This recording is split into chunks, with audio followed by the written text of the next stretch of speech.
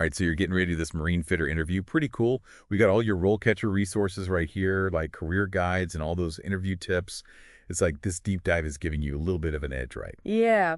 You know what's really interesting about this kind of career, though? It's not just about, fixing things. You're actually like building the whole structure of ships, the core of it. Whoa. Okay, let's break that down. What does that even mean for someone going into this, like day to day? So think about working with steel, aluminum, sometimes they're even using composites now, and you're building the hulls, the superstructures, even the engine rooms.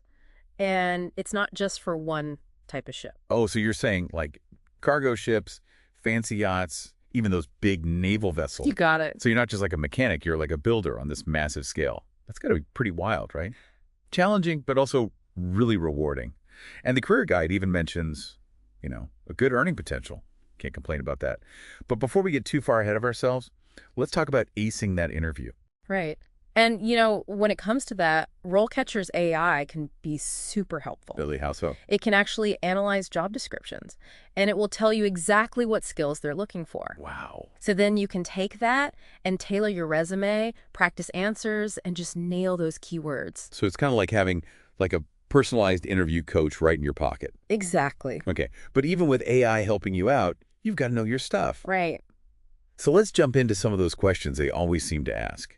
One that comes up a lot is, describe your experience with marine machinery.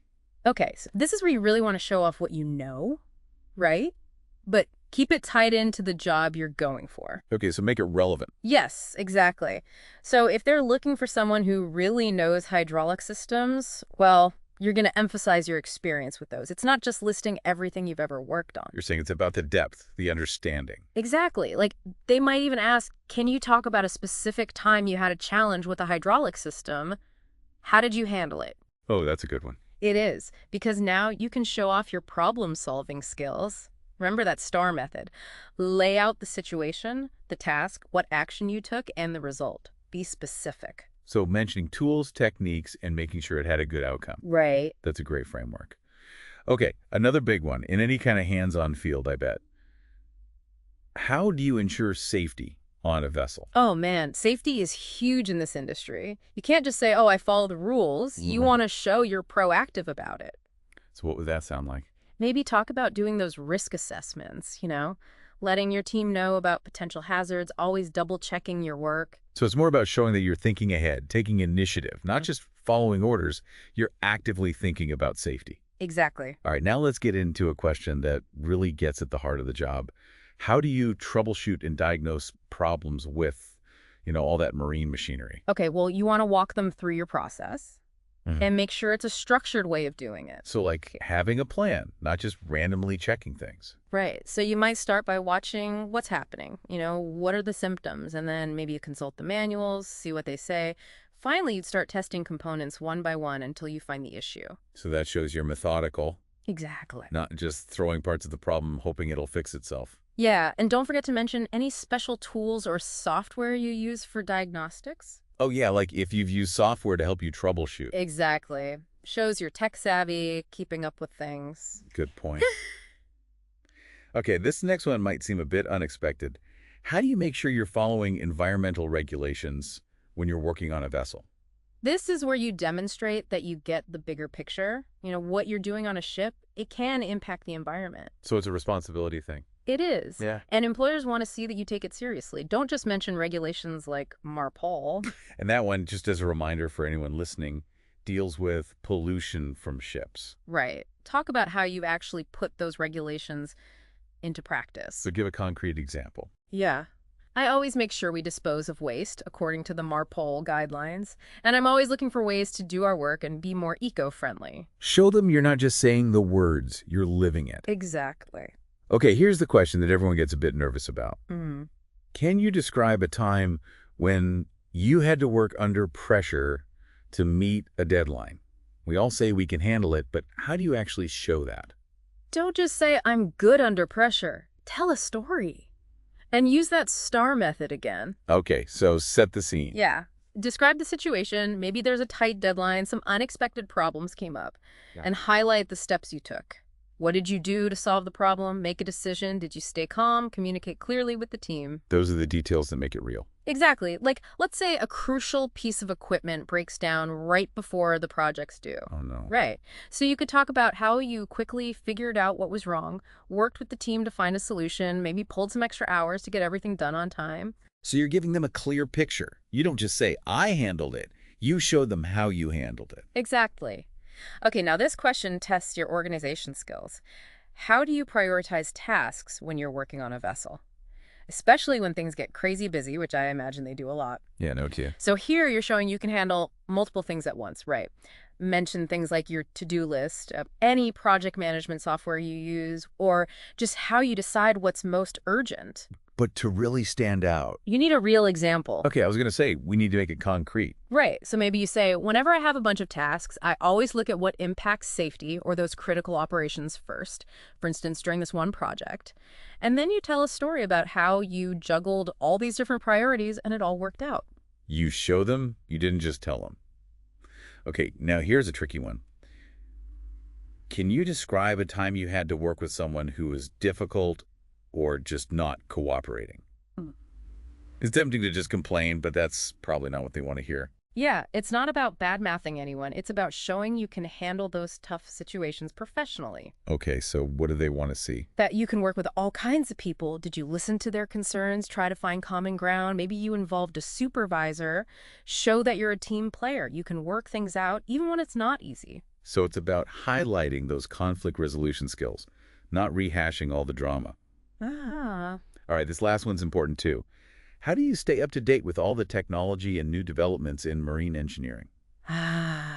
This is where you show you're passionate about learning and growing. It's a fast-moving field, right? It is. So mention things like reading industry publications, like the Maritime Executive, Marine Log, or maybe you go to conferences, workshops, take online courses. Don't forget, they can also use RoleCatcher's AI to find courses and certifications. Oh, yeah, for sure. That's a good one. Employers want to see that you're not just content with what you know now. You're looking to learn more, always. This industry changes all the time. You got to stay ahead of the curve. That's so true. We've covered a lot in this first part. We talked about what marine fitters actually do, tackled those tough questions, and even showed how RoleCatcher can help you get ready. And we're just getting started. I know, right? There's so much more to dive into. In the next part, we'll talk about how you can move up in your career, what trends are shaping the industry, and how to always stay ahead of the game. Okay, so everyone buckle up. We'll be right back. See you soon.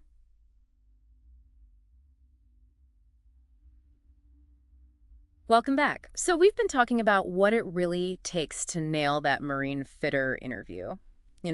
From just getting what the role is to tackling all those tricky questions. Yeah, those can be tough. But, even landing the job, that's just the beginning, right? Oh, yeah, definitely. It's like, okay, what can you actually do with this career once you're in? Right. And the RoleCatcher Career Guide, it paints a pretty exciting picture, actually. It really does. And it's not just one path for everyone either. Like, you could become a supervisor. Okay, so you're leading a team of fitters at that point.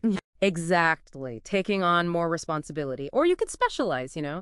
Become a welding inspector, making sure every ship's structure is, solid. Oh, wow. So you're like the quality control expert then. Exactly. And they even mentioned you could become like a shipyard manager.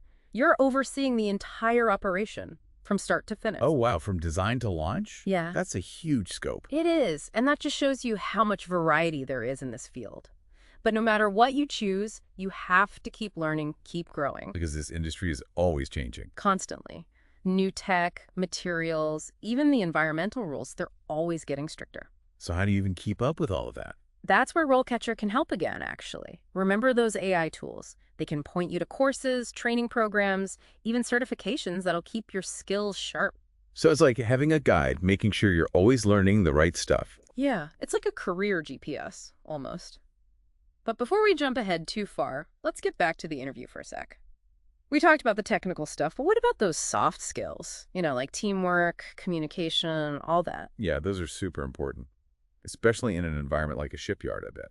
For sure. And you know what they always ask? Can you tell me about a time you had to work with a difficult team member? Oh, man, that one always makes me nervous. Do they want to hear about, like, a time you had a big argument with someone? Not really. It's more about how you handle those tough people situations. Do you actually listen to what they had to say? Try to find some common ground, maybe even get a supervisor involved if things were really bad. They want to see that you can work with anyone, even when it's hard. So it's not about complaining, it's about showing that you can solve problems with people. Yeah, exactly. Like you could say, we had this one guy who wasn't really pulling his weight, so I talked to him directly, I listened to why he was struggling, and we figured out a way to divide the work more fairly. Much better than just saying he was a jerk. Yeah. Okay, what about leadership? Do they even ask about that for marine fitter roles? It depends. If it's a more senior role, yeah, they probably will. But even for entry-level jobs, they might ask something like, tell me about a time you showed leadership. I remember leading a group project in my welding certification program. Could I talk about that? Totally. Describe the situation. What were the challenges? How did you keep your team motivated? And did you get a good result in the end? It doesn't have to be some fancy title. They just want to see you take initiative and solve problems. Those are the marks of a good leader. That makes sense. Okay, so let's actually dive deeper into those different career paths you mentioned. What are some realistic options for someone who's just starting out as a marine fitter? Well, the career guide talks about a few possibilities. Like one of the most common ones is moving into a supervisory role. You already know the work, so now you're guiding others, making sure things get done right. Right, so it's a natural progression. What else? You could also get really specialized in something like welding or pipe fitting. That could even lead to becoming a certified inspector, making sure everything meets those quality standards during construction. Oh, so if you're someone who loves precision, details, Yeah, that could be a good fit. absolutely. And for those who are more into the business side of things, there's always shipyard management. It's a bigger jump for sure, but definitely possible if you've got the skills and experience. Okay, so what would someone need to actually make that kind of transition? Well, it's a mix of things. You need the technical know-how, experience leading people, and some business skills too. So it's not just about ships, it's about managing projects, budgets, maybe even things like marketing and sales. Yeah, you got it. And throughout your career, don't forget to network. Go to conferences, join professional groups, connect with other people in the industry. That's how you learn and find new opportunities. And don't forget about RoleCatcher. I mean, their platform can help you keep track of all those connections, find new jobs, even connect with mentors. Hey. It really can. Okay, before we move on, let's circle back to staying up to date on everything happening in the industry. Yeah, it feels like you have to make a real effort to keep learning in a field like this. You do. One good thing to do is subscribe to industry publications like Maritime Reporter and Engineering News or The Naval Architect. They cover all the latest trends, new technology, all that. What about online stuff? Are there any websites or forums you recommend? Yeah. CNAEM, that's the Society of Naval Architects and Marine Engineers. They have a great website and an online community. You can find all sorts of technical papers, watch webinars, even chat with other professionals. And I bet LinkedIn is useful for this too, right? See what people are talking about, what's new. Absolutely. And honestly, just talk to people who are already doing the work. Go to industry events, reach out to those with experience, ask questions. So it's about being proactive, looking for knowledge everywhere you can find it. Exactly. Now, are there any specific technologies or trends that you think are really important for aspiring marine fitters to keep an eye on? I'm all ears. Okay, so one big one is the use of composite materials. More and more ships are using them. They're light, strong, they don't rust. Perfect for modern vessels. So it'd be smart to learn about how to work with those materials, how they're made. Definitely. And then there's automation, robotics. Shipyards are using more robots for welding, other things to be more efficient and precise. Makes sense. Streamlining things, keeping costs down, but without sacrificing quality. Right. And then, of course, sustainability is huge in the maritime industry these days. The environmental rules are only getting tougher. Everyone wants greener ships and practices. That's a good point. So it would be good to learn about alternative fuels, things like ballast water systems, all those green technologies. Exactly. It shows you're thinking ahead, you understand the bigger picture. Okay, shifting gears a bit, let's talk about handling feedback. Like, they might ask you, can you describe a time you got some constructive criticism and how you responded? Oof, that one always feels kind of personal. What are they really trying to figure out with that question? They want to know if you're open to feedback, if you're willing to learn and grow. Nobody's perfect. We all make mistakes. It's how you handle those situations that matters. So don't try to pretend you never mess up or disagree with the criticism. No, be honest. And show some self-awareness. You could say something like, I once got feedback that my welding on a particular joint wasn't good enough. So I took it seriously, looked back at the procedures, practiced, and asked someone else to check my work just to be sure. So you showed them you were proactive about improving your skills. Exactly. Show them you want to learn, you can adapt, you grow from your mistakes. That's important in any job, but especially in something as technical as marine fitting. Makes sense. Okay, now this question is key in this field, I bet. How do you stay motivated when you're doing tasks that are repetitive or physically demanding? This one's all about showing you can handle the everyday realities of being a marine fitter. Long hours, doing the same thing over and over, working in tough conditions. Yeah, it's definitely not sitting at a desk. So how do you convince them you're up for the challenge? Talk about what motivates you deep down. What drives you? Is it the feeling you get from building something with your own two hands? The pride in being part of such an important industry? So instead of just saying, I work hard, I could say something like, I find the work itself really rewarding.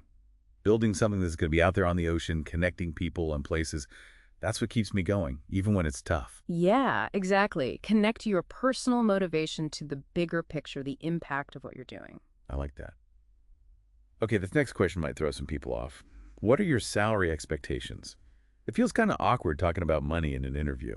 I get it. It can be uncomfortable, but remember, it's a two-way street. They're trying to see if you're a good fit, and you're trying to see if this opportunity is right for you. So how do you approach it? Do your research first. Go to websites like Glassdoor, salary.com. They can give you an idea of what marine fitters typically make in your area. And think about your own experience, your qualifications, the specific things this job involves. So don't just throw out a number, but say something like, based on what I've seen and my experience, I'm looking for a salary that's competitive for someone with my skills. Perfect. It shows you've done your homework and you're being professional about it. And remember, it's a negotiation. Be ready to talk about what you bring to the table, what you're worth. Okay, this is all super helpful, but I'm curious, how does RoleCatcher's AI fit into all this interview prep? Remember we talked about how it can analyze job descriptions? Uh-huh. Well, it can also look at your practice answers and give you feedback personalized for you. Really? So it's not just generic advice, it's tailored to the job I'm actually applying for. Exactly. It can help you polish your answers, make sure you're highlighting those key skills, even point out areas where you can improve. It's like having a virtual coach right there with you. That's pretty amazing. It takes some of the pressure off knowing you have that kind of help. It does. It gives you that extra advantage, especially these days when it's so competitive out there. Yeah. Okay, before we jump into the last part of our deep dive. Oh, wow, we've covered so much already. I feel like I've learned a ton. What it takes to be a marine fitter, the technical stuff, those personal qualities, and all those interview tips, wow. But I'm ready for more. What's next?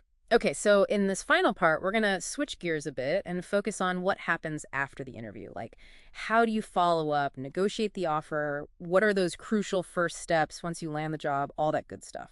Sounds like a plan. Huh? Let's dive into part 3. Okay, we're back. Part 3 of our Marine Fitter Interview Deep Dive. We've talked about so much already, what the job's all about, how to nail those interview questions, even how to stay ahead of the game in this industry. Right, and we even talked about how RoleCatcher and their AI can give you that extra boost with your answers, help you practice. But we haven't really gotten to what happens after the interview, right? You're right. It doesn't just stop there. Yeah. So let's say you ace the interview, feeling good. What are those next steps? First things first, send that thank you note. Within 24 hours, it doesn't have to be super long, just a quick note. But it shows you're appreciative and that you're still interested. It's a nice touch. Yeah, it is. And maybe mention something specific that you guys talked about, something that stuck with you, a project they mentioned, a company value that you really liked, that kind of thing. So it's like one last chance to make a good impression. Exactly. Then you got to be patient. Sometimes it takes a while for them to make a decision. But if you haven't heard back after a while, within the time frame they gave you, you can always follow up politely. Okay, but let's say the best happens. You get the job offer. What then? Congrats. First, take a breath. Don't just say yes right away. Look at the offer letter really carefully. Salary, benefits, the work schedule, anything that's important to you, make sure it's all good. It's not just about the job title. It's the whole package deal. For sure. And it's a negotiation, remember that. Yeah. If there's something you're not happy with, you can talk to them about it. Just be professional and polite. Maybe you want a little higher salary, more vacation time, or a different start date, whatever it is. That's good to know. It can feel kind of scary to negotiate, but it's okay to do it. Oh, yeah, most employers expect it, actually. Just be ready to explain why you're asking and be willing to compromise. It's all about finding that middle ground. Okay, now let's imagine the negotiation went great, everything's signed. What should someone expect in those first few weeks, months on the job as a marine fitter? Yeah, what's it really like starting out? It's going to be a lot, honestly. So much to learn, new people, a whole different environment. Be ready to soak it all up like a sponge. I bet having a mentor would be super helpful, someone you could go to with questions. Absolutely. Don't be shy. Ask for help from the more experienced people. Hmm. Most people are happy to share what they know, help you get settled in. Okay, but besides just the learning curve, are there any surprises someone might run into starting out in this field? Well, remember we talked about how physically demanding it can be? You're going to be on your feet a lot, working in tight spaces, sometimes awkward positions. You'll be lifting heavy stuff, using all kinds of tools and equipment. So being in good shape is a must. It really helps. And be ready for the weather, too. You might be outside, rain or shine, heat or cold. Safety always comes first, so follow the rules and wear the right gear. Wow, this has been so informative. We've really covered it all, from getting ready for the interview to what those first few months on the job are like. Mm. Any final words of wisdom for our listeners as they set out on this journey? You know, being a marine fitter, it's not just about knowing the technical stuff. It's about problem solving, working as a team, never stopping learning, and having a passion for building these incredible vessels that connect the world. Let that passion guide you. And remember, you don't have to do it all alone. RoleCatcher's got your back with those AI tools and resources. They're there to help you every step of the way. So go out there, ace that interview, and build an awesome career. We know you've got this. Best of luck out there. Thanks for joining us for this deep dive. We'll see you next time.